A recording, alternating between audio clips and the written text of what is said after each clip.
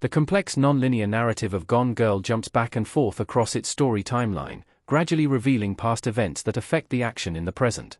Gone Girl opens with Nick Dunn, Ben Affleck, returning home on his 5th wedding anniversary to find that his wife, Amy Rosamund Pike, is missing. This opening sequence instantly launches the local police, and the audience, into Gone Girl's central mystery. But it's far from the first scene to take place chronologically. During the ensuing investigation into Amy's disappearance, Gone Girl keeps cutting back to events in the past that eventually led to her self-abduction. Perfectly cast as Amy Dunn, Rosamund Pike earned an Oscar nomination for Best Actress for her fierce, sinister turn as a resentful spouse who fakes her own kidnapping just to spite her husband. Gillian Flynn's screenplay, adapted from her own novel, stays true to the source material with a lot of the same shocking twists and turns. The movie also adapted the book's convoluted story timeline, carefully revealing crucial information to allow the audience to put together the pieces of the puzzle. Here's what the movie would look like if it played out in chronological order. January 8, 2005, Nick Dunn and Amy Elliott meet. Nick meets Amy at a party in Gone Girl. On January 8, 2005, at a party in New York City, Nick Dunn meets Amy Elliott, and his life is never the same again. Nick and Amy hit it off immediately as they have a lot in common, both writers working in the city. 2 days later, on the 10th, Amy writes about the meeting in her diary. Nick is entranced by the fact that Amy was the inspiration for her parents' popular Amazing Amy series of children's books. After they start dating, they quickly fall in love. A little over 2 years later, on February 24, 2007, Nick and Amy got engaged to be married. Amy decides it's time to settle down, and she's happy enough with Nick to take the plunge with him.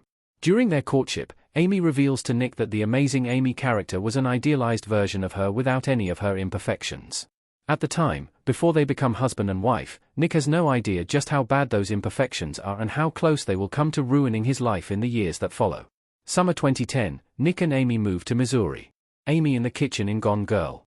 When the recession affects Nick's income and his mother is diagnosed with breast cancer, he and Amy make the not-so-mutual decision to move to Missouri. The move means that they can save money on living costs and also be closer to Nick's family during a tough time.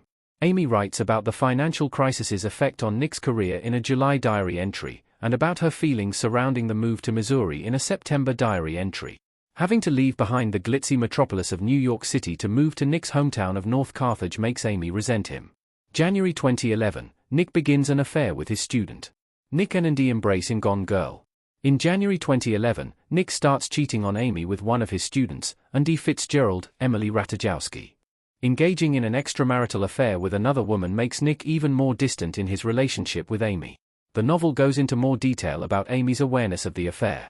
In the book, not only does Amy know Nick is cheating on her with Andy, but she also follows Andy around and stalks her social media profiles. She gets to know Andy so well from lurking in the shadows that she can tell her personality during the press conference is phony. October 1, 2011, Amy starts to fear Nick. Nick, Ben Affleck, and Amy, Rosamund Pike, having an argument in Gone Girl. On October 1, 2011, Amy writes in her diary that she's beginning to fear Nick. When she tells him that she thinks it's time for them to have a baby and start a family, he argues with her. As she tries to keep him from leaving the house, he shoves her. Amy's diary entries are the source of some of Gone Girl's most quotable lines, and after Nick pushes her, she writes that she's worried about his capacity for violence. The diary entries about this fear come back to haunt Nick later when Amy goes missing and the police start looking into her conspicuous husband's past. Early 2012, Amy prepares for her disappearance. Rosamund Pike as Amy Dunn looking sad as Ben Affleck as Nick Dunn hangs his head in Gone Girl, 2014. In the months leading up to Amy's disappearance, she talks a distracted Nick into increasing her life insurance to $1.2 million. Amy also racks up thousands of dollars worth of credit card debt in Nick's name, so that when she vanishes, it will look like he killed her for the insurance money. July 5, 2012, Amy disappears. Nick poses with Amy's missing poster in Gone Girl. On July 5, 2012, Nick and Amy's 5th wedding anniversary, she goes missing. Nick comes home, and she is nowhere to be found. Since he can't get in touch with her, he eventually reports her disappearance to the police, who quickly find alarming diary entries that seem to incriminate Nick. All of these are fabricated by Amy, proving to be among David Fincher's best villains, in order to frame her husband. July 6 to 11, 2012, Nick begins an attempt to clear his name. Nick looking concerned in Gone Girl. The day after Amy's disappearance, Nick holds a press conference to portray himself as a concerned spouse. The next day, a photo of Nick with Shauna Kelly, Kathleen Rose Perkins, a flirtatious local woman, gains widespread media attention and prompts more scrutiny. The day after that, Nick holds another press conference and a vigil in Amy's honor, but he also sleeps with his mistress, Undie. Over the next few days, Nick hires attorney Tanner Bolt, Tyler Perry, who convinces him to go on live TV to appear innocent.